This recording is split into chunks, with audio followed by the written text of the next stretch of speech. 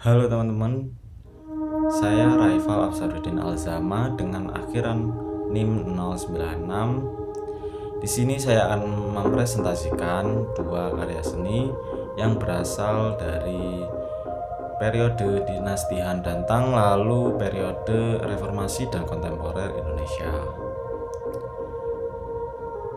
Langsung saja ke penjelasannya.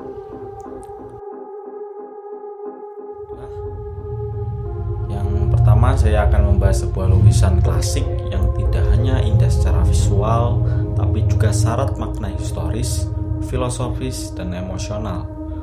Lukisan ini berjudul Kaisar Minhuang Bepergian ke Shu, sebuah karya dari tradisi seni lukis klasik Tiongkok yang hingga hari ini masih menyimpan pesan kuat tentang kekuasaan, kejatuhan, dan penyesalan.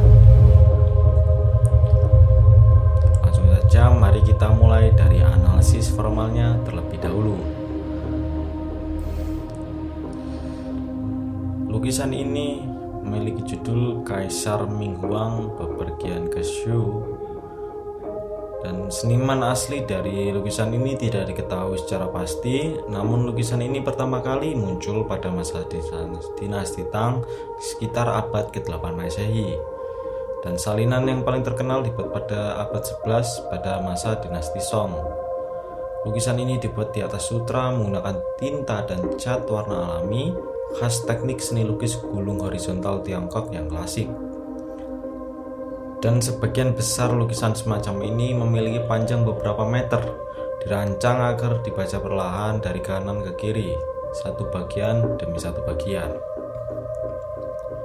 Secara teknik, ini adalah lukisan naratif, karya yang bercerita secara visual, mengajak penonton mengikuti alur peristiwa layaknya menonton adegan demi adegan film. Sekarang kita masuk ke analisis ikonografinya. Bagaimana lukisan ini menyampaikan makna melalui simbol, warna, dan komposisi. Lukisan ini menggambarkan iring-iringan Kaisar Minhuang atau Kaisar Xuanzong yang sedang melarikan diri dari ibu kota Chang'an menuju provinsi Shu atau sekarang Sichuan, menyusul pecahnya pemberontakan Anlushan. Apa yang bisa kita lihat? Yang pertama, di bagian utama ada rombongan panjang yang berjalan menyusuri pegunungan.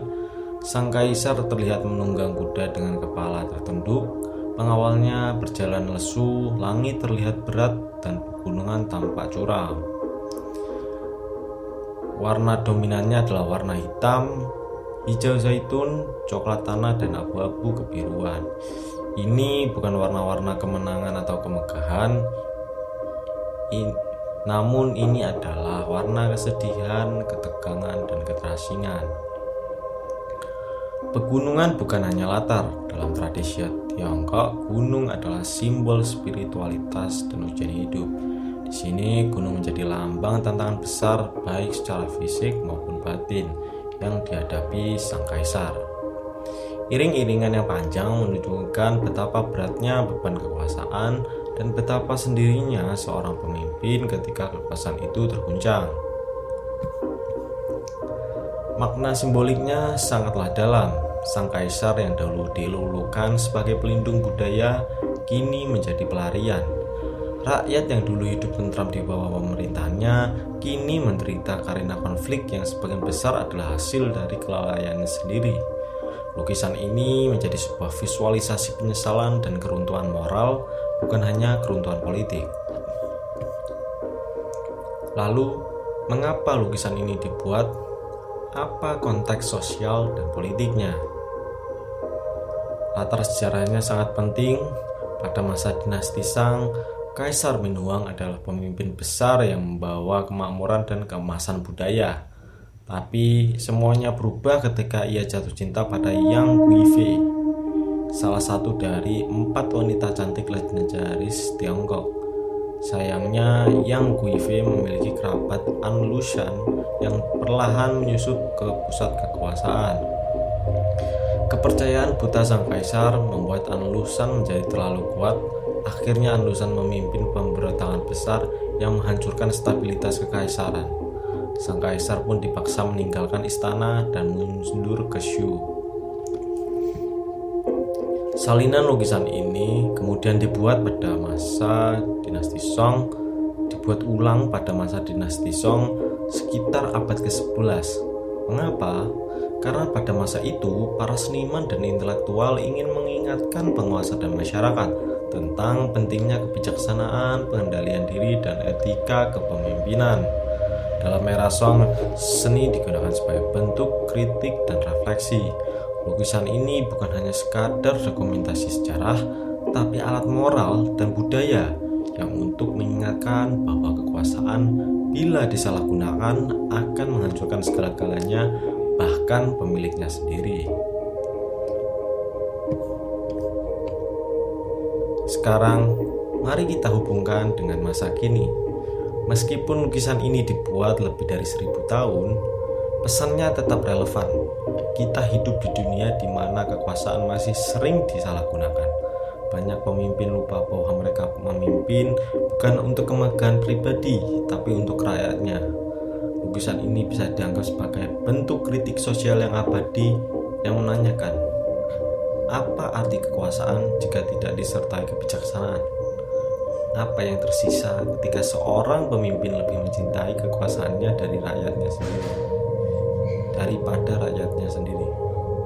Karya ini mengajak kita merenung bahwa sejarah tak hanya perlu dikenang, tetapi juga dipelajari agar kesalahannya tidak terulang. Pada kesempatan kali ini, saya akan membahas sebuah karya seni kontemporer Indonesia yang penuh makna dan refleksi sosial, yaitu Bayang-Bayang Maha Kecil karya seniman hebat Tita Ruby.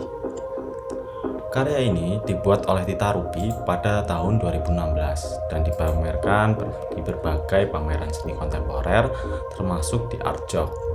Karya ini berbentuk instalasi seni, bukan lukisan biasa yang terdiri dari puluhan kepala anak-anak berwarna hitam pekat dibuat dari keramik.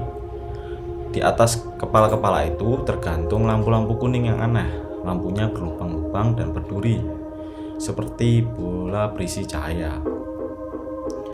Ukuran karya seni ini tidak kecil. Begitu kita masuk ke ruang pamer, kita langsung merasa seperti sedang diamati oleh banyak kepala tanpa tubuh. Suasana yang gelap dan temaram dan cukup mengintimidasi. Sekarang, mari kita bahas lebih dalam simbol dan makna dari karya ini. Kenapa hanya kepala? Kepala adalah simbol dari pikiran, kesadaran, dan daya nalar. Tita Ruby sengaja memilih kepala untuk menyampaikan kritik bahwa dalam sistem pendidikan dan sosial yang kita jalankan, yang diolah hanyalah pikiran, bukan manusia seutuhnya. Tubuh dihilangkan, seolah-olah yang penting hanya otak yang bisa diatur. Selanjutnya, kenapa warna hitam? Warna hitam di sini melambangkan kegelapan, ketakutan, dan kehilangan. Kepala itu terlihat identik, menandakan bagaimana sistem membentuk kita menjadi manusia-manusia yang berseragam, tidak berpikir bebas, dan bahkan kehilangan identitas. Yang ketiga, bagaimana dengan lampunya? Lampu-lampu ini berwarna kuning, warna yang biasanya hangat, tapi dalam karya ini justru terasa mencengkam. Lampu kuning ini menyimbolkan pengetahuan atau kekuasaan, tapi cahaya itu tidak utuh karena lubang-lubangnya justru menciptakan bayangan yang tajam dan menyeramkan. Ini adalah metafora tentang sistem pendidikan Indonesia atau ideologi yang tanpa mencerahkan, tapi sebenarnya mengontrol dan menekan.